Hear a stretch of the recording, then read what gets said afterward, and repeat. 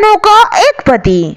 शर्मा बोलता है, औकात नहीं था दहेज देने का तो काहे पैदा की ऐसी लूली लंगड़ी और अंधी बेटियों को, धकेल कर मार दो इसे। कमलावती का रिंकी, पिंकी और चिंकी नाम के 3 बेटियां थे। रिंकी देख सकती थी मगर वो लंगड़ी थी। पिंकी और चिंकी अंधी थी। रिंकी के सहारे पिंकी और चिंकी का दिन कट रहा था। कमलावती का पति कल्लू एक किसान था जो कि बहुत मेहनत करने के बाद जेहन तेहन घर का रोजी रोटी ही चला पाता था। माँ कमलावती बोलती है, रिंकी बेटा तू ही घर का सारा काम करती है, कुछ काम तू अपनी दोनों छोटी बहनों को भी करने दे।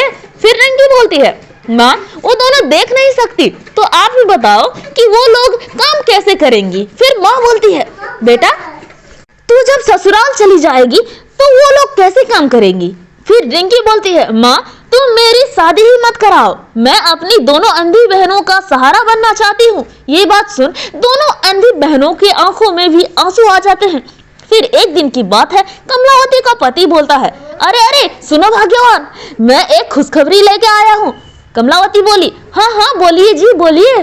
कल्लू बोला, जानती हो भाग्यवान, पास वाले गांव में शर्मा जी के 3 लड़के हैं जो शादी करना चाहते हैं। अगर उनके 3 बेटों के साथ हमारी बेटियों का शादी हो जाए तो बहुत अच्छा होगा। हाँ जी। फिर कल्लू अपनी बेटियों के लिए रिश्ता लेकर शर्मा जी के यहाँ पहुंच जाता है। शर्मा जी अपने बेटों का शादी कल्लू की 3 बेटियों के साथ करने के लिए राजी हो जाता है। घर आके पिता अपनी बेटियों को ये खुशखबरी बताता है। तीनों बेटियां इस रिश्ते से बहुत खुश होती हैं।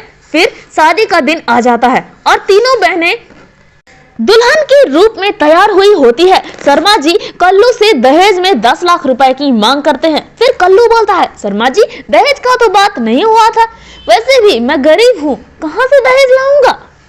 शर्मा बोलता है, औकात नहीं था दहेज देने का तो काहे पैदा की ऐसी लूली लंगड़ी और अंधी बेटियों को, धकेल कर मार दो इसे।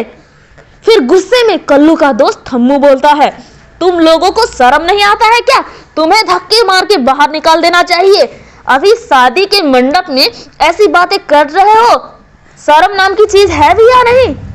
कल्लू जी अगर आप बुरा ना माने तो मैं अपने एक बेटे का शादी के लिए आपकी तीनों बेटियों का हाथ मांगता हूँ। फिर कल्लू खुशी खुशी अपनी तीनों बेटियों का शादी एक लड़के से करने को राजी हो जाता है। फिर धूमधाम से उनका शादी हो जाता है। ऐसे हुआ 3 बेटियों के एक पति और शर्मा जी बेइज्जती होकर खाली हाथ ही वहां से चले जाते हैं। डियर दोस्तों, वीडियो को लाइक शेयर सब्सक्राइब करके आप हमारी वीडियोस को किस देश से देख रहे हो जरूर कमेंट करना। हम भी देखना चाहते हैं कि हमारे वीडियोस को सबसे ज्यादा किन देशों से देखा जा रहा है। Thanks for watching.